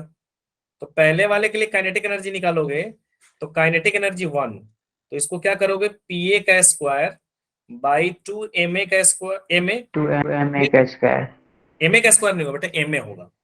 और काइनेटिक एनर्जी 2 क्या हो जाएगी, जरा देखो वो क्या हो जाएगा, पीबी का स्क्वायर बाई क्या हो जाएगा, 2m हो जाएगा ना। अब ये दोनों बराबर है, दोनों बराबर है। क्वेश्चन में क्या कह रहा है बेटा, काइनेटिक एनर्जी इक्वल है, यहाँ देखो थोड़ा बड़ा कर रहा हूँ, have their equal kinetic energy. तो इक्वल काइनेटिक एनर्जी होगा तो इसका मतलब ये और ये बराबर होंगे। Yes sir. Yes sir. Side बराबर होगा तो राइट साइड भी बराबर होगा ना। तो यहाँ पर बिल्कुल क्या हो सर। जाएगा बेटा, यहाँ पर क्या हो जाएगा, ये square by 2ma yes sir. Is equal to क्या हो जाएगा, पीबी 2 स्क्वायर बाई, उससे 2 कट जाएगा। अब क्या पूछ रहा है आपको, मोमेंटम का रेशियो रूट अंडर मास के रेशियो के बराबर होगा। तो आपका क्या हो जाएगा बेटा, P A square M B is equal to क्या हो जाएगा, पीबी स्क्वायर एम ए। अब पी ए बाई पीबी कर लो, पी ए बाई पीबी, तो क्या हो जाएगा, यहाँ पर इधर क्या है, एम ए है ना, by MB, M A by mb by mb MB, और क्या स्क्वायर था तो उधर क्या चलेगा, अंडर रूट। रूट चला जाएगा। क्लियर है यहाँ तक? Yes under root. Yes sir. Yes sir. वो वाला फॉर्मूला हमको लगा देना, काइनेटिक एनर्जी वाला। काइनेटिक तो वो एनर्जी सिंपल है, मतलब आप फॉर्मूला इस रख दो फॉर्मूला बस से हो लगा जाएगा। सकते हो, P इज इक्वल टू एक और फॉर्मूला इसी से बना है 2m काइनेटिक एनर्जी, इससे भी लगा सकते हो। बोलो क्या बोल रहे हो आसिफ? मैं ये कह रहा हूँ सर जी, ये तो बड़ा फुद्दू सा क्वेश्चन था, मतलब फॉर्मूला लगा हो जाएगा। तो ऐसे ही आएंगे भाई, मैं पिछले अभी सेशन स्टार्ट किया था, मैं क्या बोल रहा था आपको, ऐसे आएंगे 11th में, ऐसे आएंगे। तो ज्यादा टफ नहीं लेकिन आएगा ना। ऐसे क्वेश्चन तो कंपटीशन में भी आते हैं, आपको लग रहा होगा, आपको जानकारी है तो लग रहा होगा कि भाई क्वेश्चन बहुत मतलब इजी है, बट एक्चुअली ऐसा नहीं है। अगला वो सर क्वेश्चन को घुमा देते हैं ये लोग, इसीलिए टफ लगता है हमें। हाँ, ऐसा कुछ टफ नहीं होता है बेटा, ये दिमाग से तो बिल्कुल निकाल दो कि 11th का क्वेश्चन, कंपटीशन का भी क्वेश्चन बहुत टफ नहीं होता है, इसी को थोड़ा सा ट्विस्ट कर देते हैं। हाँ यही है कि कंपटीशन का क्वेश्चन फार्मूला से आप नहीं बना सकते, बहुत कम क्वेश्चन ऐसे होते हैं जो डायरेक्ट फार्मूला बेस्ड होते हैं, ज्यादातर क्वेश्चन ऐसे होते हैं जो फार्मूला बेस्ड नहीं होते, आपको थोड़ा उसमें कंसेप्ट इंक्लूड करना पड़ेगा। सर तो क्वेश्चन ऐसे होते हैं जो आते हुए भी नहीं कर पाते, समझ ही भी नहीं आता कहाँ से शुरू करे उसका। नहीं तो वो एक्चुअली क्या ना, उसके लिए पहले सीखना पड़ेगा। 10th से 11th में जब बच्चा जाता है ना तो थोड़ा सा उसको प्रॉब्लम होता है। एक तो आप जो 11th का चैप्टर्स है ना, वो जनरली 9th को बिलोंग करते हैं बेटा, है ना, 9th क्लास को बिलोंग, और 9th आपका गया है लॉकडाउन में, मतलब उसमें क्लासेस बहुत अच्छे से, तो थोड़ा सा जो हमने पढ़ी सर 9th में तो पढ़े ही नहीं है, लॉकडाउन में पूरे रहे ये तो बात बोल रहे हैं बेटा, पढ़ाई इसमें थोड़ा सा अभी जो 11th क्लास हमको लोग को मिल रही है तो उनको थोड़ा सा दिक्कत है। उनको दिक्कत क्या हो रहा है कि भाई 11th के जो भी चैप्टर्स है date is related to 9th। अगर किसी का 9th बहुत स्ट्रांग है तो उसका 11th का फिजिक्स भी बहुत स्ट्रांग होगा, ये जान लो। किसी का 10th बहुत अच्छा है तो 10th के जो भी चैप्टर्स है वो आपको 12th में रिपीट होने वाले हैं। जैसे 9th में आप, जैसे देखो 9th में भी आपने वर्क फॉर एनर्जी पढ़ा होगा कि नहीं पढ़ा होगा? Yes sir. प्रोजेक्टाइल मोशन भी पढ़ा था। प्रोजेक्टाइल एक्स्ट्रा कुछ इंक्लूड होगा ना भाई, तो फिर क्या रहेगा, मतलब वो बेस है ना। जैसे मोशन आप पढ़े तो मोशन में फिर प्रोजेक्टाइल आया, थोड़ा तो बढ़ेगी चीजें ना, लेकिन बेसिक तो वही चीज है। एवरेज स्पीड, डिस्टेंस, डिस्प्लेसमेंट, वो सारी चीजें तो आप 9th में है ना डिस्कशन। इक्वेशन ऑफ मोशन या फ्री फॉल, ये सारी चीजें तो 9th में है ना बेटा। हाँ उसको एलिबरेट तो होगा ना फिर 11th की स्टैंडर्ड का नाम चीजें, न्यूटन लॉ ऑफ मोशन है ना, gravitation, work power energy, sound तो भी आ गया पार्ट 2 में, but you have study sound in the 9th class. तो ये सारी चीजें 9th क्लास में पढ़नी थी। तो 9th क्लास में क्या हुआ कि आपके कोविड में निकल गए, तो थोड़ा वहां पे थोड़ा लैक हो गया, बट कोई नहीं, चीजें बनेंगी। जैसे हम करेंगे, हम भी मेहनत करेंगे, आप भी मेहनत कीजिएगा, दोनों आदमी आफ्टर द एग्जामिनेशन मेहनत करेंगे, है ना। तो चीजें बनेंगी, क्यों नहीं बनेंगी। टीचर का काम है सिखाना, स्टूडेंट का काम है उसको सीखना, है ना। दोनों का मेहनत जब मिलेगा तो रिजल्ट अच्छा होगा। अभी तो बहुत कम टाइम हुआ है हमारा आपके साथ, बट जब ज्यादा टाइम होगा तो I hope so we will do it, है ना। इंसान है, हर चीज से लड़ सकता है। चलिए यहाँ पर थैंक यू सर, आपको Yes, सपोर्ट के लिए। definitely. नहीं बच्चा कोई बात नहीं, 10 क्वेश्चन बचे, अगर बच जाएगा ना तो वी विल डिस्कस टुमारो, कल भी तो क्लास होगी ना। वैसे बच Yes, जाएगा, sir. सॉल्यूशन मिल जाएंगे। Yes, sir. अगर बच भी गया ना तो आज कितने अभी क्वेश्चन अभी आएंगे? अगर बेटा बच जाएगा तो आपको हम ये जो नोट्स भेज रहे हैं उसके साथ सॉल्यूशन भी हम दे रहे हैं। ये सर अच्छे सॉल्यूशन देना। सब सॉल्यूशन अच्छे से लिखा हुआ है, एकदम बिल्कुल नीट एंड क्लीन लिखा हुआ है। तो neat and Yes, clean sir, लिखा मतलब हुआ, फॉर्मूला आप ऐसे भी पढ़ सकते हो। उसमें सॉल्यूशन में अगर कोई डाउट हुआ तो कल पूछ लेना, क्या दिक्कत है। चलिए यहाँ पे देखिए। हाँ ये भी हाँ ये भी G15 ग्रुप में भी भेज दीजिएगा। सारे ग्रुप्स में जाएंगे, 95 ग्रुप्स है बेटा, 95 to 95 ग्रुप्स में जाएंगे, ये कॉमन है सबके लिए। Okay sir. अब यहाँ पे देख लीजिए, in the absence of external force, external force नहीं लग रहा बेटा, in the absence of external force the velocity of centre of mass of the system remains constant. अगर एक्सटर्नल फोर्स 0 है तो वेलोसिटी ऑफ सेंटर ऑफ मास का जो question है वो क्या हो जाएगा, कांस्टेंट होगा। तो आप क्या करोगे, F इज इक्वल टू क्या होता है बेटा, m/2/r। F is equal to, अच्छा F इज इक्वल टू ऐसे बनाओगे ना, F इज इक्वल टू जब बनाया होगा बेटा तो dp बाई dt लिए होगे ना। इसको मिटा देता हूं मेरे को। Change in momentum, rate of change of momentum. हाँ rate of change of momentum ना। एक मिनट रुक जाइए, थोड़ा सा पेन जो है ये थोड़ा,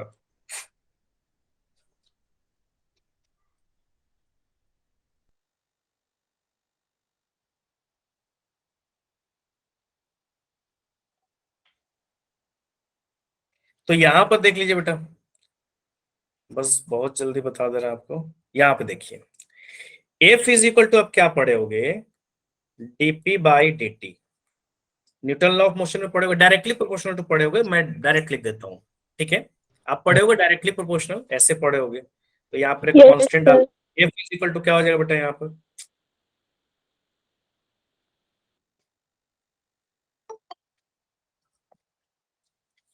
क्या हो रहा है यार,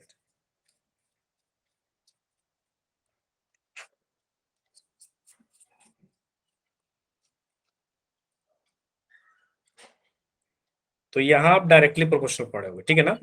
तो एक्चुअली क्या हो जाएगा, F directly proportional to d by dt, और P की जगह आप क्या रखोगे, m into velocity of centre of mass रखोगे जब सेंटर ऑफ मास की बात होगी। क्लियर है ना, ठीक है। एक्चुअली क्या होता है, F is equal to k का वैल्यू, चूंकि कांस्टेंट जो वैल्यू K कांस्टेंट होगा। हाँ तो k कांस्टेंट होगा तो उसकी वैल्यू 1 होती है, तो मैं डायरेक्ट लिख रहा हूँ। तो आप क्या करोगे, m और यहाँ पे क्या रखोगे आप, d बाई dt। तो ये 0 है, जब फोर्स की वैल्यू 0 होगी तो मास तो 0 है नहीं, तो इसका रेट ऑफ चेंज क्या होगा, 0 होना चाहिए ना भाई। Yes sir. किस किस चीज की यस सर। का डिफरेंशिएशन 0 होता है, कोई भी कांस्टेंट का डिफरेंशिएशन 0 होता है ना। Yes yes sir. सर। इसलिए क्या होगा, इसका मतलब वेलोसिटी ऑफ सेंटर ऑफ मास क्या होगा, कांस्टेंट। तो यहाँ पे यही दिया है प्रूफ करने के लिए, देखो क्या दिया है बेटा, दिया हुआ है कि show in the absence of external force the velocity of centre of mass of a system remains constant. तो यहाँ देख लीजिए, अगर कांस्टेंट नहीं रहता, वेलोसिटी ऑफ सेंटर ऑफ मास बदलता तो एफ की भी कुछ ना कुछ वैल्यू आती कि नहीं आती। यस सर आती है। Yes sir, yes sir. कुछ अब फोर्स यहाँ लग पे रहा हो देखिए, तो उसकी। अब यहाँ पे देख लीजिए, using the expression of power and kinetic energy of rotation motion derive the relation I is equal to torque is equal to I alpha. Alpha. I alpha को एक और तरीके से प्रूफ कर सकते हैं आप, टॉर्क इज इक्वल टू, ये एक और तरीके से प्रूफ होता है फोर्स के साथ, लेकिन यहाँ पे कह रहा है कि आपको पावर और काइनेटिक एनर्जी का निकालना है, ठीक है ना। तो मोमेंटम में जो पावर होती है, इसमें क्या कहते हो बेटा, इसमें जो पावर होती है रोटेशन में, तो रोटेशन में जो पावर की वैल्यू होती है वो होती है टॉर्क इनटू ओमेगा। अच्छा, जनरल में पावर की वैल्यू क्या होती है, लीनियर में पावर की वैल्यू क्या होती है, कोई बताएगा। Work done upon time. हाँ वर्क डन अपॉन टाइम भी होता है, फोर्स इनटू वेलोसिटी भी होता है, पता है ना। फोर्स इंटू वेलोसिटी, यहाँ से वेलोसिटी भी होता है एफ डॉट वी। तो फोर्स क्या हो जाएगा यहाँ पर, फोर्स रोटेशन में जो फोर्स होता है that is equivalent to torque, और वहां पे वेलोसिटी होता है, यहाँ पर क्या होता है, एंगुलर वेलोसिटी होता है। ऐसे आप याद रख सकते हो, नहीं समझे, मैं रिलेट कर रहा हूं। देखो जो फोर्स लीनियर मोशन में जो फोर्स काम करता है ना, रोटेशन में वो टॉर्क काम करता है। और लीनियर मोशन में आप क्या लेते हो, लीनियर वेलोसिटी जो भी होता है, और रोटेशन में आप क्या लेते हो, एंगुलर वेलोसिटी लेते हो जो ओमेगा होता है। क्लियर है ना, क्लियर है कि नहीं? हाँ, तो एफ इज पावर आ गया टॉर्क ओमेगा, ठीक है ना। और काइनेटिक एनर्जी जो होती है बेटा, वो होती है 1/2 I ओमेगा स्क्वायर, ये रोटेशन की काइनेटिक एनर्जी होती है। अब यहां पर कह रहा है कि आपको टॉर्क निकालना है, तो power is equal to actually क्या होता है, काइनेटिक एनर्जी का डेरिवेशन, क्योंकि काइनेटिक एनर्जी क्या होता है, वर्क डन के बराबर होता है। काइनेटिक एनर्जी अपॉन में dt। क्या करोगे, dt, ठीक है। तो यहां पर क्या करोगे बेटा, d/dt, और काइनेटिक एनर्जी रख दो 1/2 kinetic energy 1/2 I omega square. Omega square. पहली बात तो ये होगी। तो आप इसको डिफरेंशिएट कर सकते हो, कोई बता सकता है? कोई भी चीज कोई अपने, जैसे एक्स है तो एक्स ही के वेरिएबल में डिफरेंशिएट होगा ना, पता है आपको कि नहीं पता मैथ के? तो यहाँ पर Yes, sir. ओमेगा है, लेकिन आप टी के रिस्पेक्ट में उसको डिफरेंशिएट नहीं कर सकते। ओमेगा को ओमेगा के रिस्पेक्ट में डिफरेंशिएट कर सकते हो आप। तो आप इसको ऐसे लिख सकते हो मैथमेटिकली, देखो एक मिनट, d/dt, और यहाँ पर आप क्या लिखोगे, 1/2 I ओमेगा स्क्वायर। आप इसको कर सकते हो D omega by D omega, ऐसे D omega by dt। D omega by D नहीं, D omega by D omega. Math में जितना ऊपर से करो उतना मल्टीप्लाई कर दो, चीजें सेम हो जाएंगी, ठीक है। हाँ, अब इज इक्वल टू क्या हो जाएगा, पावर इज इक्वल टू क्या कर सकते हो, डी बाई डी ओमेगा कर लो, इसको लिख दो पहले, इनटू क्या हो जाएगा 1/2 I omega square into D omega by क्या dt। ये dt यहाँ आ गया, समझ रहे हो ना, ऊपर में एक डी ओमेगा तो है ही। अब ये डिफरेंशिएट हो सकता है क्योंकि अब ये ओमेगा डी ओमेगा के टर्म्स में आ गया। तो अब पावर इज इक्वल टू क्या हो जाएगा, 1/2 d बाई डी, इसका डिफरेंशिएशन क्या हो जाएगा, 2 ओमेगा हो जाएगा ना, 2 ओमेगा पावर आती है और ओमेगा में से पावर कम होगा, ठीक है। इनटू क्या करोगे, सर 1 ओमेगा से 1 ओमेगा कट जाएगा। हाँ, D omega by D omega, तो 1/2 से 1/2 हो गया, और D omega by D T क्या हो जाएगा, अल्फा, एंगुलर एक्सेलरेशन। तो यहाँ पर पावर इज इक्वल टू क्या हो जाएगा बेटा, I omega alpha, I omega D omega. लिखे हो, देखो पावर इज इक्वल टू लिखे हो torque omega is equal to क्या हो जाएगा, आई ओमेगा अल्फा, ओमेगा से ओमेगा कट गया, तो टॉर्क इज इक्वल टू क्या बच गया, आई अल्फा। सॉल्यूशन सब लिखा हुआ है, आपको लिखने की जरूरत नहीं, आपके ग्रुप्स में जो जाएंगे उसमें सॉल्यूशन ऐसा लिखा हुआ है, ठीक है। क्लियर है यहाँ तक? Yes sir. Yes Yes, sir, sir. Yes तो ये क्वेश्चन तो हो गए, नेक्स्ट चले, यहाँ पे देखिए, दिया बेटा, the position of an object is given by, ये पोजीशन दिया हुआ है, find out the motion is uniform और नॉन यूनिफॉर्म। तो भाई वेलोसिटी निकाल लीजिए, है ना। अगर वेलोसिटी में टी आता है तो क्या होगा, वेलोसिटी टाइम पे डिपेंड कर रहा है ना, तो इसका मतलब हर टाइम पे वेलोसिटी क्या हो रही है, अलग अलग हो रही है। अगर हर टाइम में स्पीड कह लो या वेलोसिटी कह लो, अगर स्पीड बदल रही होगी तो वो यूनिफॉर्म होगा कि नॉन यूनिफॉर्म होगा। यूनिफॉर्म स्पीड का मतलब क्या है, यूनिफॉर्म मोशन का मतलब उसकी स्पीड नहीं बदली है, यूनिफॉर्म मोशन का मतलब है कि ना वो एक ही चाल में चल रही है, एक ही चाल और नॉन यूनिफॉर्म, ठीक है। और अगर मान लो, एक मिनट, अगर मान लो कि v के साथ जो स्पीड आप निकाल रहे हो उसमें टाइम आ गया तो बदलेगा ना। जैसे मान लो आपको v इज इक्वल टू आ गया 2t, मान लो ऐसे। अब वेलोसिटी कांस्टेंट थोड़ी ना, 1 सेकंड पे वेलोसिटी कितनी हो जाएगी 2 सेकंड पे वेलोसिटी कितनी हो जाएगी 4 सेकंड पे वेलोसिटी कितनी हो जाएगी 6। तो इसका मतलब कि मोशन क्या है, नॉन यूनिफॉर्म है, बदल रही है ना। जब यूनिफॉर्म स्पीड रहता तब तो 2 या 6 जो भी शुरू किया 0 टाइम पे जो होना चाहिए वही हर टाइम पे होना चाहिए। तो इसका मतलब अगर आपको सिंपल सी बात, मेरा फंडा समझ लो, किसी भी चीज का यूनिफॉर्म या नॉन यूनिफॉर्म पूछे तो उसका इक्वेशन निकाल लो। जैसे यहाँ पे यूनिफॉर्म मोशन चेक कर रहा है तो भाई स्पीड का इक्वेशन निकालो। जैसे आपसे पूछ सकता है क्वेश्चन में कि एक इक्वेशन दे सकता है मान लो, और आपसे कह सकता है कि भाई ये यूनिफॉर्म स्पीड या यूनिफॉर्म वेलोसिटी से जा रहा है या नहीं जा रहा है, तो आप क्या करोगे, ए निकालो। ए में अगर टी आ गया तो भाई नॉन यूनिफॉर्म है, मैंने नॉन यूनिफॉर्म एक्सेलरेशन है क्योंकि टाइम पे डिपेंड कर रहा है, और ए में टी नहीं है, कोई वैल्यू आ गया तो मतलब कांस्टेंट है, अब टी पे डिपेंड ही नहीं कर रहा, कोई भी टाइम रहेगा उसकी वैल्यू वही रहेगी।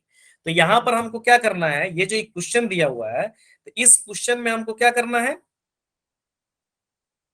मेरे को वेलोसिटी निकाल लो, तो वेलोसिटी स्पीड निकाल लो, मतलब तो स्पीड इज इक्वल टू क्या पुट करोगे, dx बाई dt करोगे, dt इजी क्या लिखोगे यहाँ पे, d बाई dt, x की वैल्यू रख दो 2t स्क्वायर, अब प्लस क्या रखोगे 3t स्क्वायर प्लस यहाँ पर जब आप डिफरेंशिएट करोगे इसको तो कितना हो जाएगा, 2 बार आ 40 जाएगा, 40 हो 40 जाएगा, सर। प्लस कितना हो सर, जाएगा, प्लस 3 3। तब ये क्या है, यूनिफॉर्म है कि नॉन यूनिफॉर्म है, नॉन यूनिफॉर्म टाइम के साथ चेंज।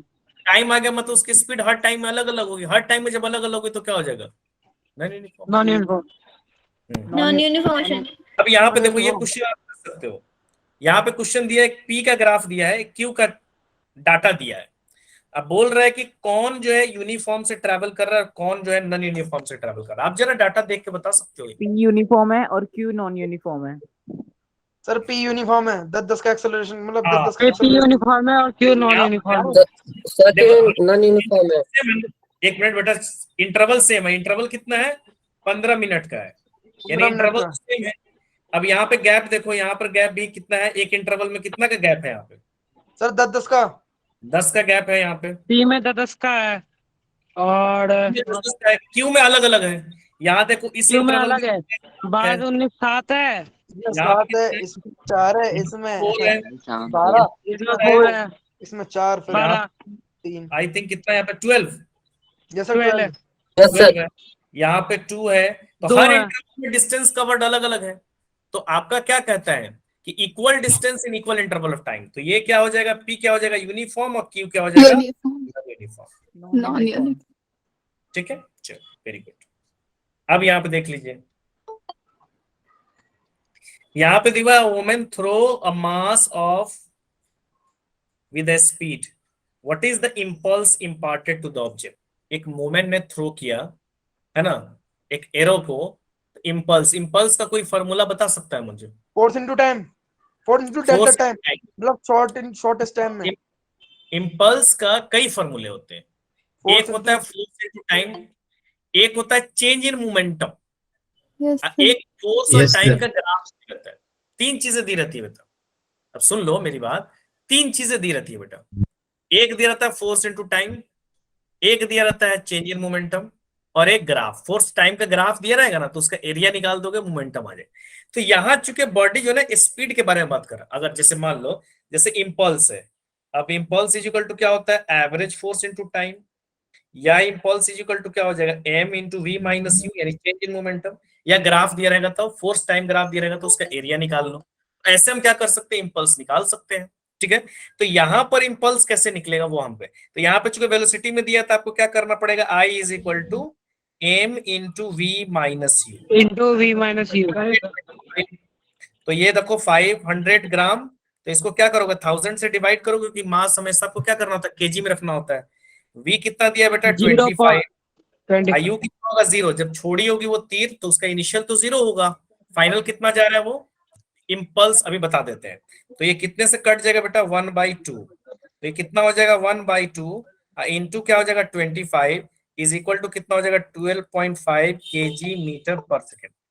इंपल्स बेटा उसको कहते हैं कि जब भी किसी बॉडी पर शॉर्ट ड्यूरेशन में, शॉर्ट ड्यूरेशन का मतलब बहुत कम ड्यूरेशन है, अब बहुत लार्जर फोर्स एक्सर्ट कर दिए, यानी बहुत शॉर्ट ड्यूरेशन में बहुत लार्जर फोर्स एक्सर्ट कर दिए, तो उसको हम इंपल्स बोलते हैं। ठीक है ना, जैसे किसी को हिट कर देना, जैसे क्रिकेट के बॉल और बैट को, इतना फास्ट बॉल आती है, कितना और कितना बीच में क्या होता है, जैसे दो गाड़ियां आपस में टक्कर हो गई, और टक्कर का समय कितना होता है, बहुत कम, लेकिन फोर्स क्या हो गया, लार्जर लगा उस पर, तो डेट इज द इंपल्स।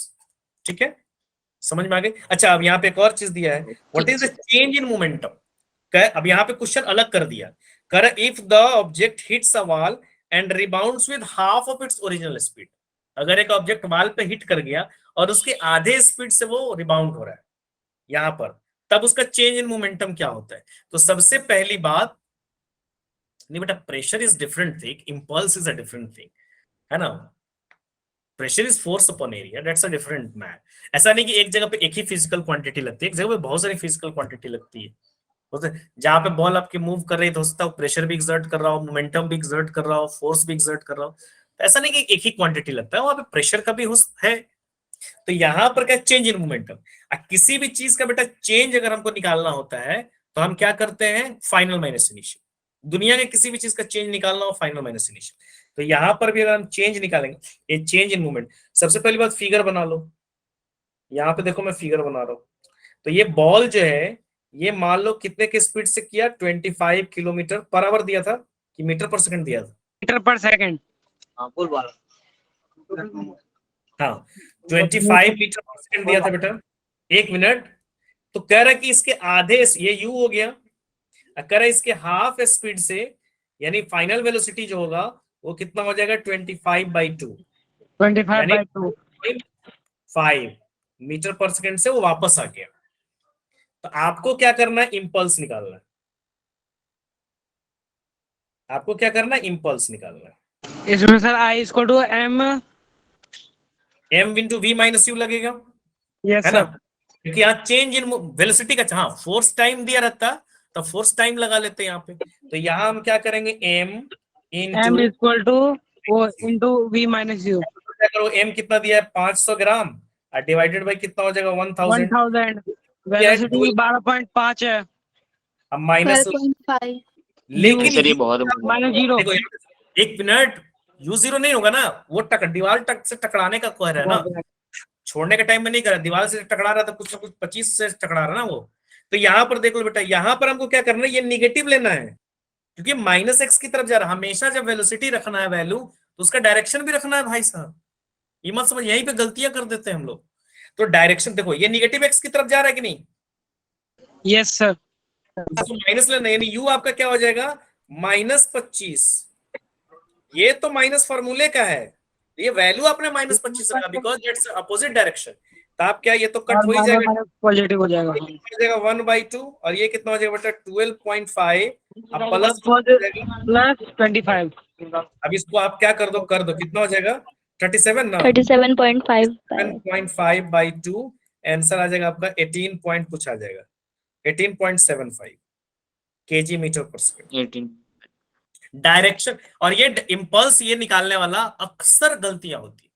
जैसे आपको देगा कि एक क्रिकेटर है, उसको 12 मीटर पर सेकंड से बॉल आई और सेम स्पीड से बॉल रिबाउंड कर गई उस क्रिकेट के बैट से, तो इंपल्स निकालिए। तो यहाँ बच्चे आंसर कर देगा, एक मिनट बेटा आ रहा हूँ निमिता, वो यहाँ पर बच्चा क्या करेगा, आंसर 0 मार देगा। क्यों? क्योंकि m into V minus V लगाएगा, तो करेगा एक मिनट बेटा आ रहा हूँ आपके डाउट पर। तो वहां पर बच्चे क्या करेंगे, m into V minus U, अब 12 - 12 कर देगा। अरे भाई, आने वाली को अगर आप प्लस ले रहे हो तो जान, किसी को भी आप प्लस किसी को भी माइनस लो, इसमें मसला नहीं है, लेकिन एक को प्लस एक को माइनस लेना पड़ेगा, because direction are in opposite. तो ये हमको ध्यान रखना है, वहां पर अक्सर 0 मारेगा। हाँ बोलिए निमिता, बोलिए आप बेटा, क्या डाउट है आपको? सर मुझे ये समझ नहीं आया कि आपने mv माइनस यू क्यों किया। क्योंकि चेंज इन मोमेंटम है ना, इंपल्स का एक फॉर्मूला होता है बेटा, चेंज इन मोमेंटम, यानी change in momentum. Sir force into time क्यों नहीं किया। फोर्स इनटू टाइम, आपको यहाँ पे फोर्स दिया हुआ क्योंकि टाइम इसमें दिया नहीं था ना। क्वेश्चन देखिए बेटा, अच्छा इधर है क्वेश्चन में, आप देखिए यहाँ पर स्पीड के टर्म्स में दिया ना, स्पीड का मतलब वेलोसिटी का मैग्नीट्यूड जो स्पीड और मास ही तो दिया है, टाइम नहीं दिया है। Okay sir. यहाँ पर फोर्स और टाइम दिया था, तो आप फिर लगा सकते हैं। इसलिए मैंने अभी देखो, मैं बता दे रहा हूँ एक मिनट क्यों लिया है। चेंज इन मोमेंटम है ना, तो चेंज इन मोमेंटम को क्या करोगे आप, final momentum minus initial momentum. अरे तो चेंज इन मोमेंटम क्या हो जाएगा, final momentum minus initial momentum. तो फाइनल मोमेंटम में क्या करोगे, mass into final velocity. Initial momentum में क्या करोगे, mass into initial velocity. m common ले लोगे तो v माइनस यू नहीं आ जाएगा, तो यही है। ठीक है, अब यहाँ पर जो है ओके सर, आपको यहाँ पे एक डेरिवेशन दिया हुआ जो मैं भी बात कर रहा था। ये डेरिवेशन का मैंने स्क्रीन मतलब सॉल्यूशन लिखा हुआ है मैंने उसपे, और मैंने बड़ा शॉर्टकट में सॉल्यूशन लिखा है। मैं जो भी आंसर डेरिवेशन, आप जैसे एस्केप वेलोसिटी का डेरिवेशन मैंने दिया है, मे भी आ सकता है, तो मैंने बहुत शॉर्ट करके मैं दूसरे ट्रिक से दिया, आप उससे भी प्रूफ कर सकते हो, थोड़ा आसान है। तो आप देख लेना एक बार सॉल्यूशन, ठीक है ना। सॉल्यूशन आपके साथ शेयर हो जाएगी आफ्टर द क्लास, या हो सकता है कि मतलब 1-2 घंटे में शेयर हो जाएगी। ठीक है ना, मैंने कंसर्न टीम को फॉरवर्ड कर दिया, वो शेयर कर देंगे।